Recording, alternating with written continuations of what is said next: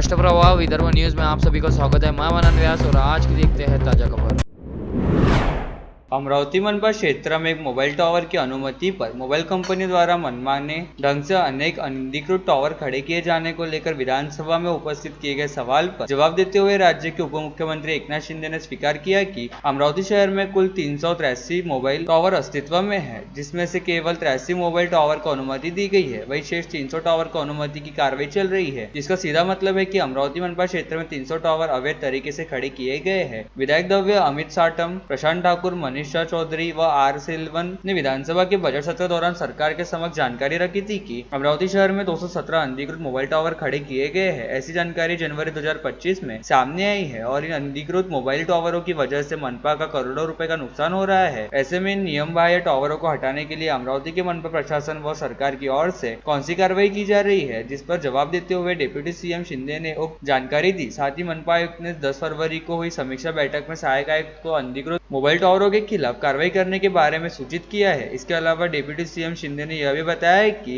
83 अनुमति प्राप्त मोबाइल टावरों के जरिए अमरावती मनपा को 1 करोड़ 65 लाख रुपए का शुल्क प्राप्त हुआ है। साथ ही सूचना तकनीक संचालनालय द्वारा 12 नवंबर 2024 को जारी पत्रानुसार 1 जनवरी 2025 से मोबाइल टावर की अनुमति हेतु केंद्र सरकार के गतिशक्ति पोर्टल का प्रयोग कर मनपा द्वारा मोबाइल टावरों को अनुमति देने की प्रक्रिया चलाई जा रही है, जिसे पूर्ण होने पर मनपा को 5.10 करोड़ रुपए का शुल्क प्राप्त होना अपेक्षित है। साथ ही डिप्टी सीएम शिंदे ने यह भी कहा कि सरकार द्वारा अनधिकृत मोबाइल टावर को निकालने के संदर्भ में तथा संबंधित मोबाइल कंपनियों एवं उन्हें मदद करने वाले मनपा अधिकारियों के खिलाफ कोई कार्रवाई नहीं की गई है। उप मुख्यमंत्री शिंदे ने सदन में दिए इस बयान के बाद आमजनों में यह चर्चा है कि कौड़ी कौड़ी को मोहताज मनपा अपने आर्थिक स्रोतों को कैसे नजरअंदाज कर सकती है। वही इस मामले में दोषी अधिकारियों पर मनपा अब क्या कार्रवाई करेंगे।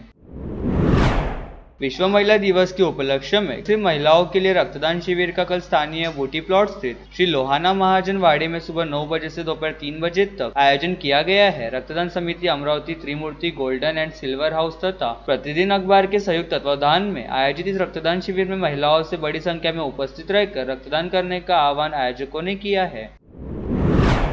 यवतमाल जिले के वनी में दुकानों की नीलामी को लेकर मेलघाट के तत्कालीन विधायक राजकुमार पटेल ने तत्कालीन मुख्यमंत्री व शहरी विकास मंत्री एकनाथ शिंदे को पत्र भेजा था। इस पत्र के आधार पर शहरी विकास विभाग मंत्री शिंदे ने बिना कोई कारण बताए नीलामी पर रोक लगा दी थी। वनी में दुकानों की नीलामी मामले में बॉम्बे हाईकोर्ट की नागपुर बेंच ने शहरी विकास मंत्री को मौखिक तौर पर फटकार लगाई थी। वही कोर्ट ने यह भी कहा था कि दिसंबर माह से सुप्रीम कोर्ट द्वारा 4 सप्ताह में निर्णय लेने का निर्देश देने के बाद निर्णय नहीं लेना कोर्ट की अवमानना है और अगर शुक्रवार तक नगर विकास विभाग से कोई स्पष्टीकरण नहीं मिलता है तो कोर्ट उचित आदेश जारी करेगा। कोर्ट की फटकार के बाद नगर विकास मंत्री ने शुक्रवार को अपने फैसले की जानकारी कोर्ट को सौंपी। पांडुरंग टोंगे की ओर से दायर याचिका का निपटारा करते हुए कोर्ट ने वनी में अवैध रूप से कब्जा की गई 160 दुकानों को खाली कराने और नीलामी करने का आदेश दिया था। वर्ष 2019 में राज्य मंत्री ने सुनवाई कर नगर पालिका को संबंधित दुकानों को तत्काल खाली कराकर ई टेंडर प्रक्रिया से नीलामी कराने का आदेश दिया था। तत्कालीन राज्य मंत्री के इस आदेश को गांधी चौक दुकानदार एसोसिएशन ने हाईकोर्ट में चुनौती दी थी।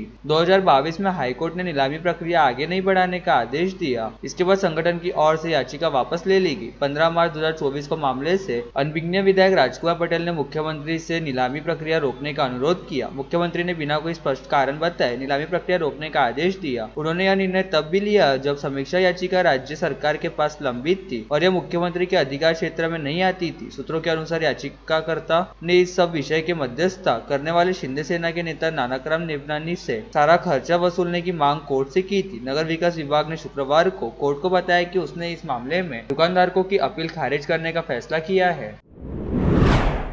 अमरावती बेलोरा विमानतल के ऑपरेटिव होने की तिथि घोषित होने से जहां अमरावती के व्यापारी, उद्यमी से लेकर सामान्य जन उत्साहित और प्रफुल्लित है, वही विमानतल को प्रज्ञाचक्षु संत गुलाबराव महाराज का नाम दिए जाने की घोषणा से भी अमरावती वासी गदगद है। इस बारे में संत साहित्य के अध्येता और सामाजिक धार्मिक आयोजनों के पुरस्कर्ता एवं वक्ता प्राध्यापक डॉक्टर अरविंद देशमुख के महत् प्रयास रहे। प्राध्यापक देशमुख ने सब कुछ महाराज श्री की अपनी मेधा और ईश्वरीय कृपा से संभव होने की बात कही। इतना जरूर है कि पिछले 1.25 वर्ष से इस दिशा में सतत व्यक्तिगत रूप से प्रयत्न शुरू थे। प्राध्यापक देशमुख ने यह भी बताया कि विमानतल को प्रज्ञाचक्षु का नाम देने का प्रस्ताव सीमित लोगों तक रखा गया था। प्रोफेसर डॉक्टर देशमुख ने बताया कि प्रज्ञाचक्षु गुलाबराव महाराज की जन्मस्थली बेलोरा विमानतल से मात्र 5 किमी अंतर पर लोनी में स्थित है। वहाँ महाराज जी का स्मारक भी है। ज्ञानेशकन्या भी कहलाते गुलाबराव महाराज की महती के उपरांत भी अमरावती या पश्चिमी विदर्भ में उनके नाम से कोई बड़ी वास्तु या स्मारक नहीं था, अतः उनके नाम से ही हवाई अड्डे करने का अनुरोध मुख्यमंत्री देवेंद्र फडणवीस से उस समय किया गया जब वे प्रदेश के उप मुख्यमंत्री थे।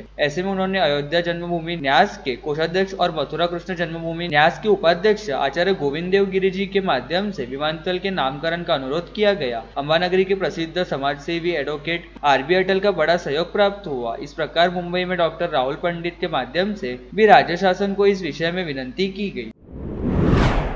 प्राथमिक शिक्षा निदेशालय ने शिक्षा का अधिकार अधिनियम के तहत 25% आरक्षित सीटों के लिए प्रवेश प्रक्रिया की समय सीमा बढ़ा दी है। इसके मुताबिक पात्र विद्यार्थी 10 मार्च तक प्रवेश ले सकेंगे। उधर शुक्रवार शाम तक जिले के 1454 विद्यार्थियों ने अपना प्रवेश पक्का कर लिया। प्रवेश के लिए मात्र 3 दिन शेष रह जाने से मात्र 60% विद्यार्थियों ने ही प्रवेश लिया है। एक्सटेंशन के बावजूद एडमिशन की रफ्तार धीमी देखी जा रही है। इस वर्ष जिले के 225 स्कूलों में 2430 सीटें प्रवेश के लिए उपलब्ध है। इसके लिए 8149 विद्यार्थी ने आवेदन किया था। ऑनलाइन लॉटरी के माध्यम से 2396 विद्यार्थियों को प्रवेश दिया गया। इसके बाद प्रवेश प्रक्रिया शुरू की गई और 28 फरवरी तक प्रवेश की अंतिम तिथि दी गई थी। प्रथम समिति द्वारा आवेदन सत्यापित होने के बाद प्रवेश स्वीकार किया जाता है, लेकिन अब प्रवेश की अंतिम तिथि 28 फरवरी तक थी। तब 2396 में से केवल 1323 बच्चों के प्रवेश कंफर्म हुए हैं और 1073 बच्चों के प्रवेश बचे हैं। इसलिए अभिभावक मोहलत की मांग कर रहे हैं। वही सरकार ने इस प्रक्रिया को 10 मार्च तक बढ़ा दिया है। एक्सटेंशन के बाद इन 7 दिनों में सिर्फ 131 एडमिशन की कंफर्म हुए हैं। वर्तमान में 1454 बच्चों का प्रवेश सुनिश्चित हो चुका है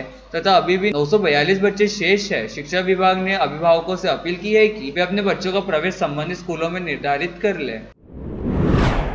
अखिल भारतीय आदिवासी विकास परिषद के प्रदेश अध्यक्ष राम साहेब चौहान एवं प्रदेश महासचिव आदिवासी सेवक केशव तिरानी के शुभ हाथों से दुष्यंत नामदेवराव किरसान को गोंदिया जिले अध्यक्ष का नियुक्ति पत्र दिया गया। वही सेवानिवृत्त नायब तहसीलदार आनंद तिरानकर को अखिल भारतीय आदिवासी विकास परिषद का चंद्रपुर जिला कार्यकारी अध्यक्ष चुना गया है। तिरानकर का नियुक्ति पत्र गोंदिया के शासकीय विश्राम गृह में अखिल भारतीय आदिवासी विकास परिषद की गोंदिया जिला समीक्षा बैठक के अवसर पर महाराष्ट्र अध्यक्ष राम साहेब चौहान एवं प्रदेश महासचिव केशव तिरानी के शुभ हाथों से दिया गया। गढ़चिरौली चिमूर लोकसभा क्षेत्र के लोकप्रिय सांसद डॉक्टर नामदेवराव किरसान के सुपुत्र दुष्यंत किरसान के विवाह के अवसर पर गोंदिया में आदिवासी विकास परिषद की बैठक हुई। बैठक में अमरावती जिला अध्यक्ष अशोकराव चौहान, चंद्रपुर जिला अध्यक्ष जनार्दन गुएडाम, गढ़चिरौली जिला अध्यक्ष विठ्ठलराव कोडापे, आनंद तिरानकर, चंद्रपुर जिला महासचिव अरविंद परशाके, चंद्रपुर जिला महिला अध्यक्ष गीता सलामे, भारतीय मडावी जिला उपाध्यक्ष पुष्पताई सीडाम, कुणाल तिरानी, संकेत कोटे, पीयूष तिरानी आदि उपस्थित थे। आरएसएस नेता भैया जोशी ने मराठी को लेकर किए गए वक्तव्य के बाद अब सभी ओर से उनका विरोध हो रहा है। मुंबई में रहकर मराठी बोलना व सीखना जरूरी नहीं है। इस तरह के किए गए वक्तव्य से दो समाज के बीच विवाद की भूमिका हो सकती है। इस प्रकार के वक्तव्य कर या तो वो लाभदायक पद पाने की इच्छा रखते हैं या महाराष्ट्र की राजधानी मुंबई को महाराष्ट्र से अलग करने की साजिश है। ऐसे में ऐसी विकृत मानसिकता पर रोक लगाना आवश्यक है। फलस्वरूप महाराष्ट्र में उन पर देशद्रोह का मामला दर्ज कर कार्रवाई करने की मांग शिवसेना उबाटा की ओर से शहर प्रमुख प्रवीण हरमकर ने कोतवाली में दी शिकायत में की। इस अवसर पर लक्ष्मी शर्मा, संजय चूल्हे सहित उबाटा के कार्यकर्ता उपस्थित थे। 7 मार्च को शंकरनगर निवासी रोहित वसंतवानी की एक्टिवा उनके घर के पार्किंग में से चोरी गई थी। इसकी शिकायत उन्होंने राजापेट पुलिस थाने में की। इस मामले में पुलिस ने जांच कर आरोपी चेतन नरेंद्र चौहान उम्र 23 सोनोरा विलटेक चांदूर रेलवे व आशीष दिगंबर पाटिल उम्र 27 कल्याण नगर निवासी को गिरफ्तार किया। उनके चोरी की एक्टिवा क्रमांक MS27GD 4317 एक दुपहिया MH27W 8426 स्प्लेंडर, एक रियलमी कंपनी का मोबाइल, कुल 72,000 का माल जब्त किया। राजापेट के पुलिस निरीक्षक पुनीत कुलट के नेतृत्व में उप निरीक्षक मिलिंद हिवरे, सागर सरदार, पवन तिवारी, दिनेश बिसे, संजय कडू, पंकज घाटे, सूरज मेश्राम, साइबर सेल के अनिकेत वानखड़े, निखिल मावरे ने कार्रवाई की।